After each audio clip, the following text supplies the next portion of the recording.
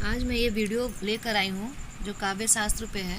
इसमें मैंने बहुत ही छोटे रूप में पूरे काव्य शास्त्र को समाहित करने की कोशिश किया है।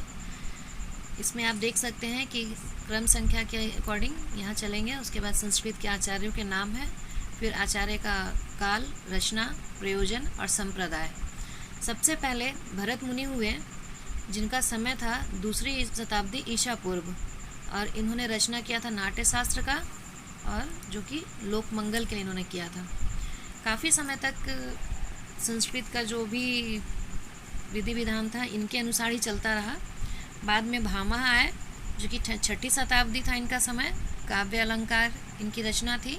प्रयोजन था धर्म, अर्थ, काम, मोक्ष। अलंकार संप्रदाय था इनका। और काव्य परिभाषा शब्दार्थो काव्यम, अर्थ शब्द और अर्थ में प्रयुक्त रचना काव्य है।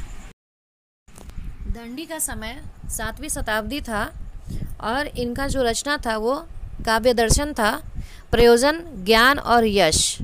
इनकी काव्य परिभाषा थी शरीरंता वदिष्टार्थ व्यवच्छिन्ना पदावली, जिसका अर्थ है अर्थ को अभिव्यक्त करने वाली पदावली ही काव्य है।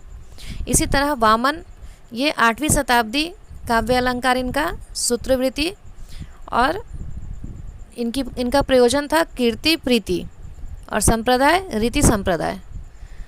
काव्य परिभाषा काव्य शब्दों अयम गुणालंकार संस्कृत्यो शब्दार्थ योर्वर्तते।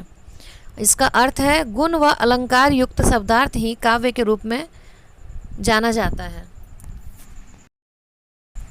इसके बाद रुद्रट आते हैं। ये 9वीं शताब्दी में थे और इनका रचना है काव्य अलंकार।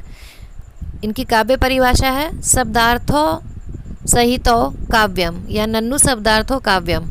अर्थ है शब्द और अर्थ का संबंध ही काव्य है। इसी तरह इसके बाद आते हैं आनंदवर्धन। इनका समय था 9वीं शताब्दी और इनकी रचना है धवन्यालोक। इनकी परिभाषा यथार्थ शब्दों व तमर्थ मुप सर्जनीकृत स्वार्थ हो। इसका अर्थ है जहाँ शब्द और अर्थ अपने अभिधात्मक अर्थ को छोड़कर किसी अन्य अर्थ को ध्वनित करते हैं। कुंतक आते हैं। इनका समय 10वीं शताब्दी है और इनकी रचना है वक्रोक्ति जीवितम।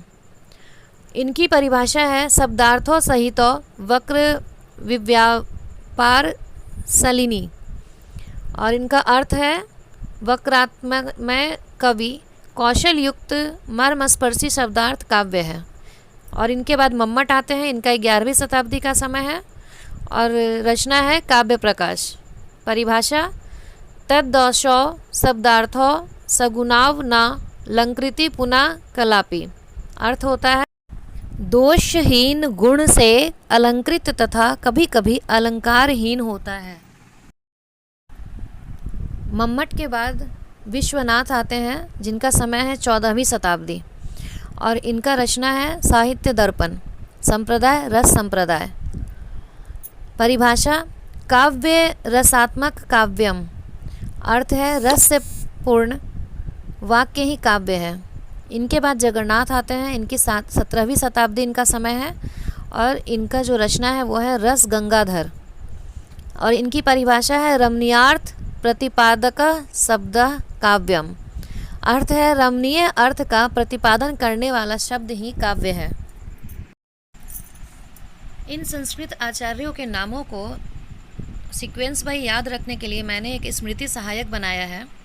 भारत भामह दवा, रुद्र करुणा रूप, आनंद कुंतक मम विश्व जग स्वरूप। इसमें मैंने इस तरह से तैयार किया है कि भारत यानी भरत मुनि, भामा यानी भामा, द यानी दंडी, और वा यानी वामन, दंडी वामन, रुद्र यानी रुद्रट, और आनंद यानी आनंदवर्धन, कुंतक यानी कुंतक, और मम्मट, मम यानी मम्मट, विश्व यानी विश्वनाथ, जग यानी जगन्नाथ। मैंने इसका इस तरह से अर्थ जोड़ा है। मैंने भारत में भयावह स्थिति है तो दवा चाहिए, जो कि रुद्र करुणा का जो रूप है उसके लिए, और आनंद आएगा, जब दवा मिल जाएगा तो आनंद आएगा। कुंतक, जैसे कुंती के पुत्र कुंतक को आनंद दिलाया था भगवान कृष्ण ने, उसी तरह से मम यानी हमें, विश्व को और जगत को